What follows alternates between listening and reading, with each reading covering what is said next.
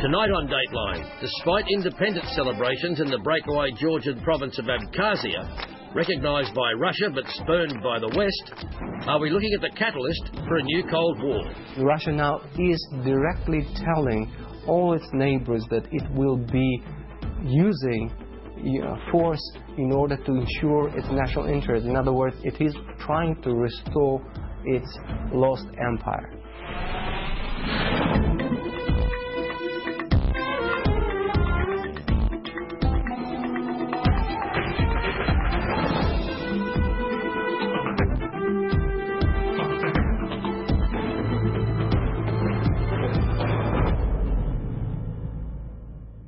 G'day, good to be back with you, or at least I think it is. Every morning we wake up, the nightmare on Wall Street is still with us. On that score tonight we talk with Australian Foreign Minister Stephen Smith in New York with Kevin Rudd on, among other things, international, why we're backing the still very much up in the air $700 billion US bailout of its teetering financial system. The reason the Australian government has welcomed it is because the consequences of doing nothing would have been catastrophic. Plus a tour of Thailand's deep south. No place for the faint-hearted. With both an Islamist insurgency and a drug war raging, the locals have taken up arms to protect their communities.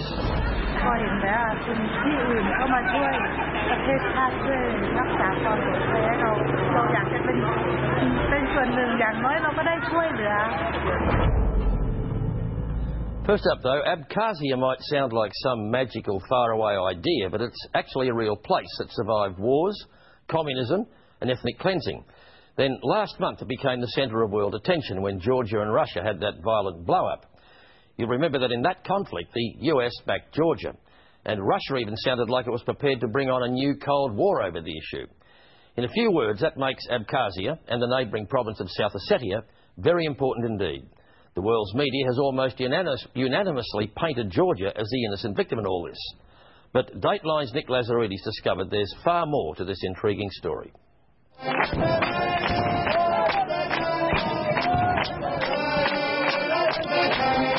I arrived in Abkhazia less than 24 hours after Russia became the first country in the world to recognise its independence as a sovereign state.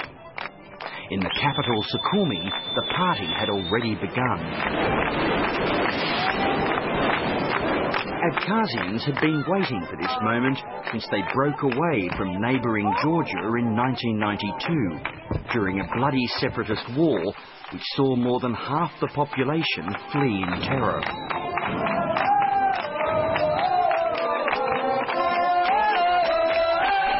But as Abkhazians celebrate, few in the West share their enthusiasm, alarmed by what many see as the start of a new Cold War over this strategic crossroads. Russia wanted this war in a long time. Russia has been preparing for this war, and Russia started this war. And Russia now is directly telling all its neighbors that it will be using force in order to ensure its national interest. In other words, it is trying to restore its lost empire. At a new Sukhumi restaurant on a converted pier, patrons can now enjoy a special view as they dine. Russia's Black Sea Fleet. In exchange for security guarantees to Abkhazia, Moscow has acquired a strategic new port. It's a move that's raised alarm in the West, but the president of Abkhazia seems comfortable with their new role as a NATO buffer zone. Вот мы за то, чтобы были мы буферной зоной и сохранили свой народ, свой этнос, свой язык, свою культуру, свою самобытность, так же, как и любая другая страна в этом мире.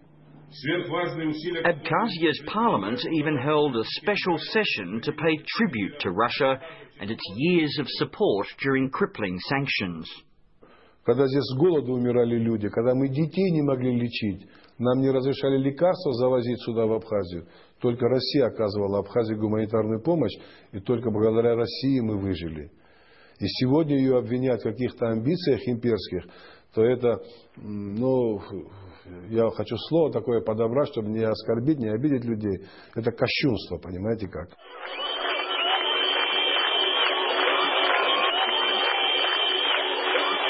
Поздравить вас, всех нас, с этим историческим моментом.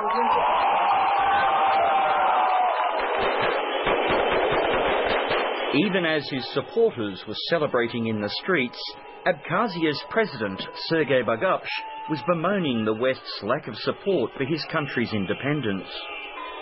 И они должны понять, что вечно воевать на Южном Кавказе невозможно. Мы только за последние 15 лет, мы и осетины, южные осетины, воевали с Грузией 6 раз. Но это должно закончиться, правда? Поэтому я думаю, что международное сообщество – это люди, много повидавшие на своем веку и много знающие. Поэтому они для себя сделают вывод один. Чтобы положить конец этому противостоянию, необходимо признание.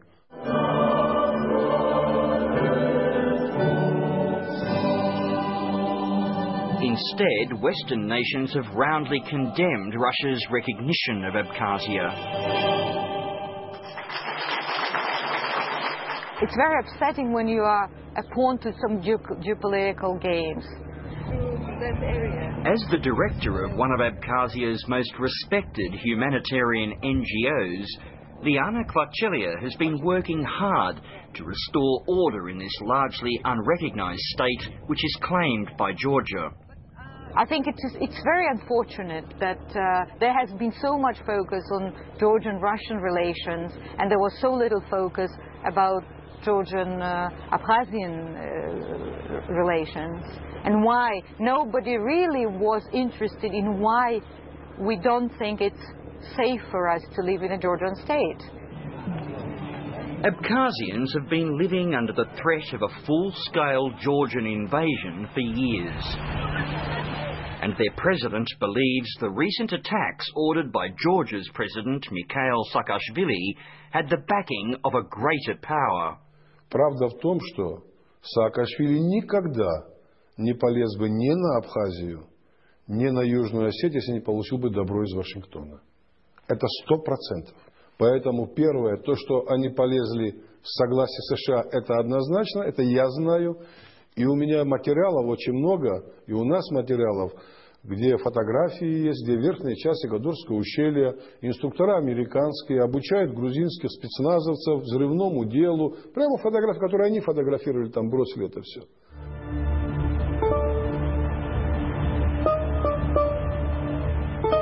From ancient times, the Kodori Gorge has been a treasured and strategically important part of Abkhazia. But since 1993, it has been under Georgian control, giving them a vantage point from which they could stage an attack. And according to Abkhazia's Deputy Defence Minister, that's exactly what the Georgians were planning to do. Это был один из плацдармов, откуда планировалось в будущем при проведении войсковой операции, что с этой территории на остальную часть Абхазии просочатся подразделения вооруженных сил Грузии, и ими планировалось захват, значит, Сухумского аэропорта, вот,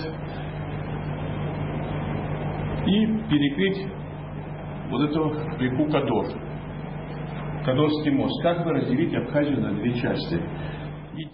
Major General Gary Kupalba says Abkhazia had proof and prior warning of the Georgian plans. And so, within days of Georgia's assault on South Ossetia, the Abkhazian military seized the chance to reclaim the Kodori Gorge.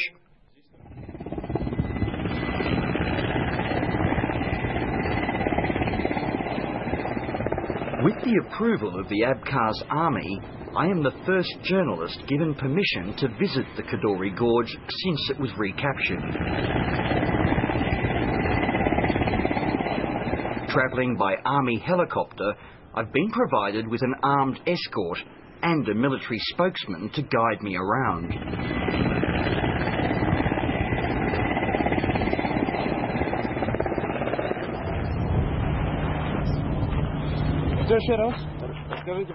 The Abkhaz are keen to show me what the Georgians were up to in the Kodori Gorge.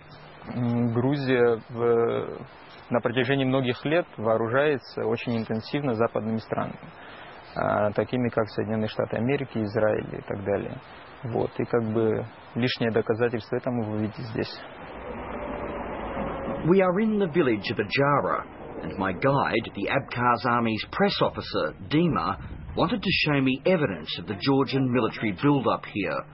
A weapons stockpile which he claims was ignored by observers from the United Nations. Как известно, как вы видите, мы находимся на ООНовской базе, наблюдательный пост миссии Организации Объединенных Наций по наблюдению. Вот. И в нарушение всех соглашений грузинская сторона привезла вот эти крупнокалиберные гаубицы. And the United Nations was just over here, just a few meters away.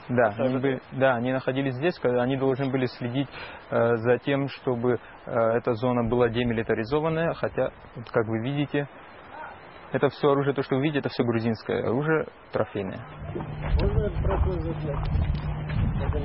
With freedom to explore the area, I soon discover that there's plenty of evidence to support Abkhazia's suspicions about a planned invasion by Georgia. A plan that may have had the tacit approval of NATO. Now, the Abkhazian army wanted to point out to us these rations that they found here. They're marked NATO-approved rations. There's the Halo Trust here and Russian peacekeepers behind me. They've been going around picking up the weapons and blowing up the explosives and anything dangerous that they find. But what they're really concerned about is the evidence, they say, that NATO personnel have been here, that perhaps there were American soldiers based here in the gorge before it was captured by the Abkhazian army.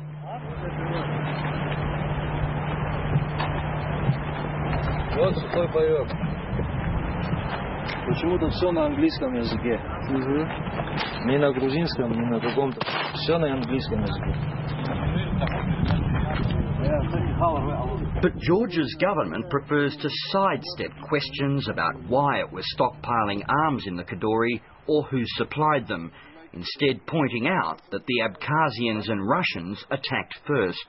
Only weapons that were the weapons normally used by police for protecting civilians in this area. There were no plans of military action, attack on any part of Abkhazia.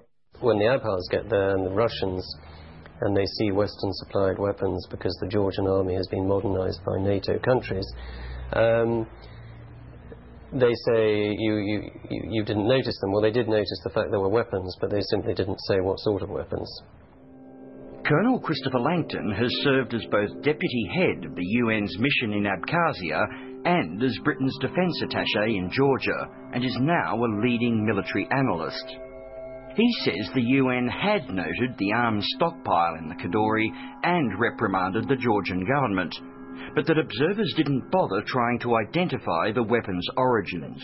So really, what sort of weapons is not especially relevant? Well, only if you're pointing the finger at the West in its assistance to Georgia and the fact that Georgians abused that friendship by using weapons and equipment given to them for illegal purposes.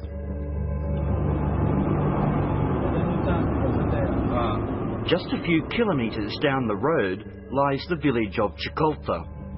Here, Georgia was executing a strange plan to undermine the Abkhaz authorities by establishing its own so-called Government of Abkhazia and constructing this huge building to house them.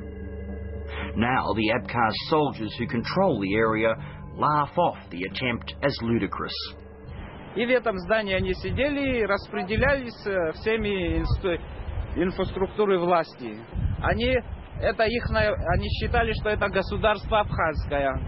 На этом маленьком клочке они создавали свое государство. И это вы смешно, да? Это очень смешно. Это, как бы сказать, государство в государстве. Это вообще не входит ни в какие рамки.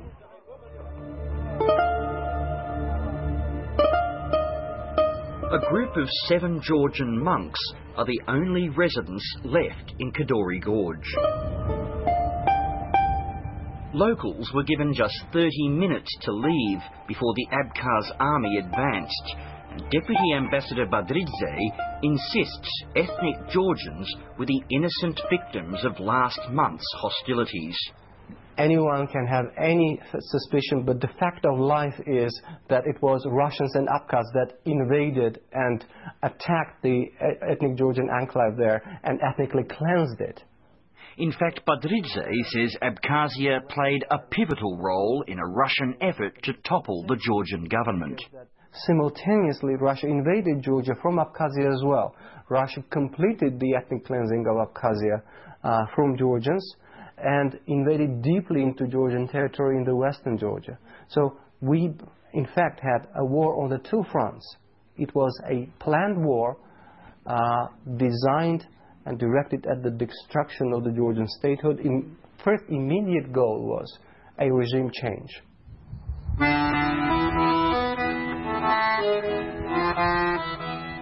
In the Soviet era, Abkhazia was known as the Pearl of the Black Sea.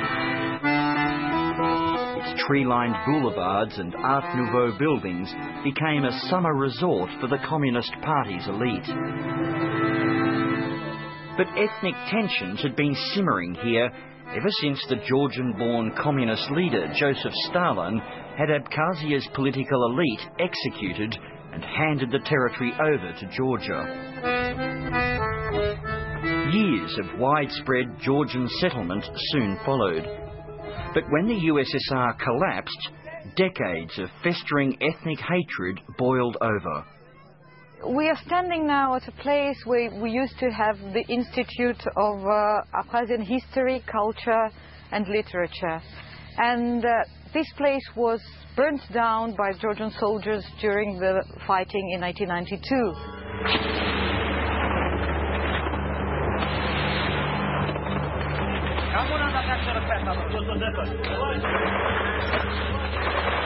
Of all the conflicts triggered by the collapse of the Soviet Union, the battle for Abkhazia was the most fierce.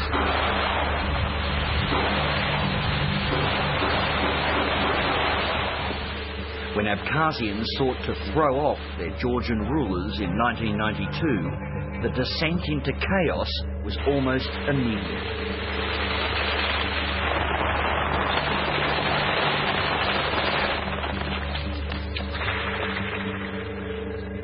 I think that was an attempt to destroy our culture and to erase the memory, any historic evidence about our identity and about the fact that we've been living here for centuries.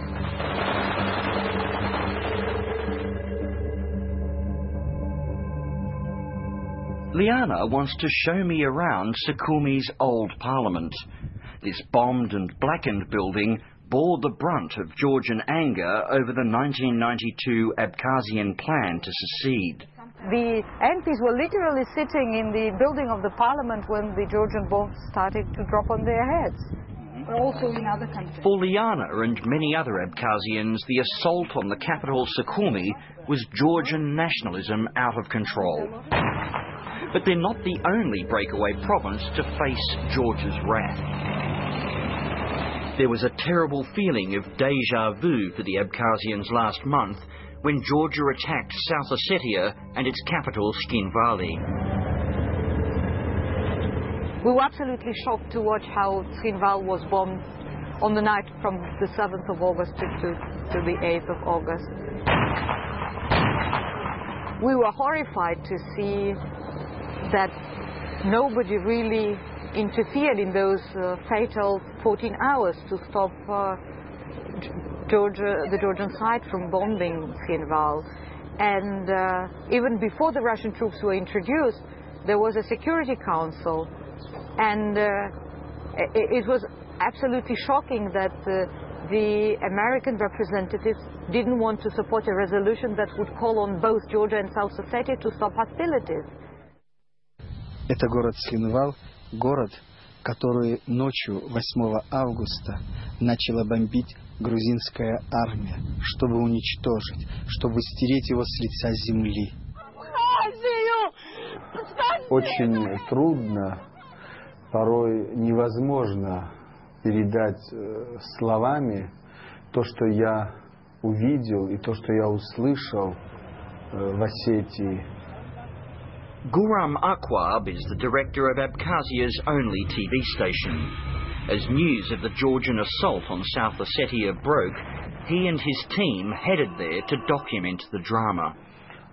Я никогда себе не мог представить, что кто-то сегодня в 21 веке может себе позволить открыть огонь против спящего города, против людей, которые спят. И десятки и сотни людей умерли ночью во сне, не поняв, что с ними произошло. The Abkhaz state TV portrayal of the carnage wrought by the Georgians is highly emotional and clearly one-sided. But it offers some heart-wrenching accounts of the South Ossetian civilians who were caught up in the bloodshed. Брал интервью у семьи, которая потеряла свою дочь. Снайпер снял 14-летнюю девочку. У матери на руках умерла дочь. Она долгое время несла ее на руках, тащила тело дочки, и вдруг чувствует, что силы пропадают у нее. Она оставила своего ребенка в лесу, в поле ночью, и с другими 3 детьми убежала. The Georgian government says it deeply regrets the civilian casualties, but believes their deaths were inevitable. Georgian army was forced to use artillery against the areas, parts of Tin Valley from where the artillery fire was coming from. The damage and in some cases loss of life was probably inevitable, and that's extremely regrettable. And we also admit that the use of the multiple rocket launchers was not necessarily the best way to approach it, but we didn't have much choice. Debate rages over who attacked first in South Ossetia. Current evidence indicates that the Georgian bombardment began 9 hours before the Russians advanced through a mountain tunnel from North Ossetia. I remain, convinced that the Georgians attacked Skin Valley before Russian units moved from North Ossetia into South Ossetia. But the Georgian action came after a series of incidents which shrewd observers of the Kremlin say may have been designed to provoke the Georgians into a war they couldn't win.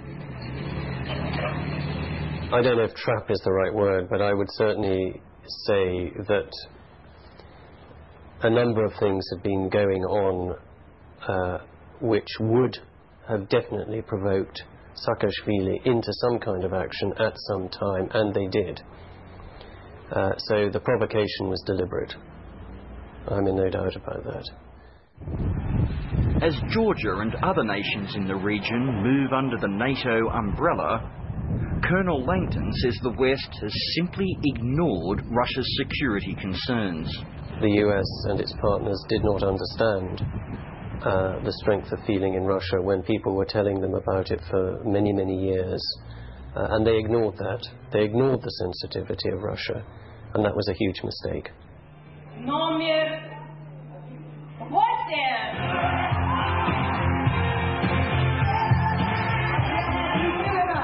In a sign that life might just be getting back to normal in Abkhazia, hundreds gather in the capital to witness this year's Miss Abkhazia contest.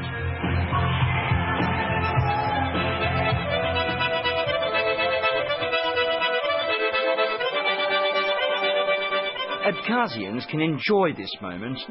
For now, their future as a culture and a nation is assured. But they know the world is not behind them, and resentment at the West's role in their recent history won't easily be forgotten. There is a lot of frustration here that nobody really cares for our strive to build a civilized democratic state. Everybody thinks that the Georgians deserve independence and freedom and have to be respected and have the right to become part of the international community, and you are not. It's such a frustration that the rest of the world, the international community, is taking such a one-sided position. Nick Lazaredes filming and reporting from Abkhazia, now firmly under Russia's wing, it seems. And there's more from Nick's trip on our website. That's sbs.com.au/Dateline. You can have your say there as well. Get stuck into us. Up next, Kevin Rudd and Foreign Minister Stephen Smith have copped plenty of flack for being in New York this week, but there are big issues at play, like what will dominate the annual Talkfest, the UN's Millennium Agenda or the current financial mayhem in the world? In some respects, it's both. I mean, the immediate crisis, if I can put it that way, of course, is underpinning the international financial system.